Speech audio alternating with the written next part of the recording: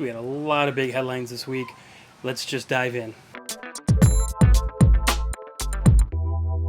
Hey, so welcome to this week's Mortgage Minutes with Mitch. I'm Mitch Jenkins, Senior Loan Officer with Your Home Financial. So picked a new location today. The weather's just amazing. Looks like we're going to have a gorgeous weekend. So get out and enjoy it. I'm going to spend as much time outside as I can. So forgive me if we pick up some background noise.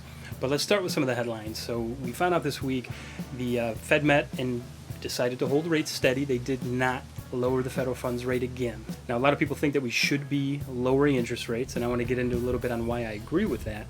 So moving on to the PCE, personal consumption expenditures. What that is, it's the Fed's favorite measure of inflation, and the goal is to have that hovering around 2% in any given year. That's healthy growth. So that came in at about 0.3 on the month, 0.3 of 1%. So if that happened for 12 months, it'd be a 3.6%. So not a great number. You want that figure 0.1, maybe 0.2, but overall not bad, especially since everyone thought the sky was falling with all of the potential tariff talk. We haven't seen it yet. Doesn't mean it's not going to happen, but so far, so good. Now, the big thing that I hate to sound like a broken record is the job numbers. So the Bureau of Labor Statistics actually came out with a reasonable report today showing 73,000 jobs created. Expectation was about 110,000. Now, what's interesting about that report is they revised the prior 2 months down significantly. And when I say significant, I mean, this is insane that somebody has their job putting numbers like this out. So they revised the 2 months prior down by 258,000 jobs. Instead of 147 in May, it was only about 19,000, and instead of 144,000 in June, it was only about 14,000. So combined, we lost about 89% of those jobs. Only 11% of what was reported actually were created. Now, that could still be revised lower, which is absolutely crazy.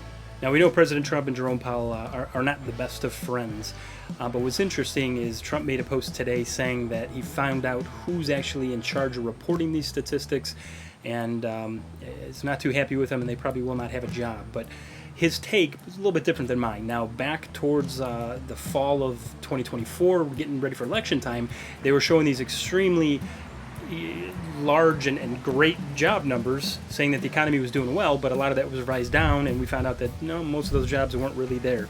Now that it's happening under his watch, he seems to think that the revision downward is not accurate and that they're trying to hurt him. I don't think that's the case. I think those are just actually what's happening. These, for whatever reason, they're reporting the job numbers way high, and then they're revising it downward once they realize, nope, those weren't actually there. So what bugs me about this, and I've said it before, is that it affects the decisions the Fed makes. Now, the Fed just met this week and, as I said, held the rate steady. Well, if they had known only 14,000 and 19,000 jobs were created over the prior 2 months, may have forced their hand to actually lower the rates because they want to get out ahead of this. Remember, the two main objectives of the Fed is to control inflation and maximize employment. So the fact that employment is starting to suffer means the Fed should be lowering interest rates. They should have done it already.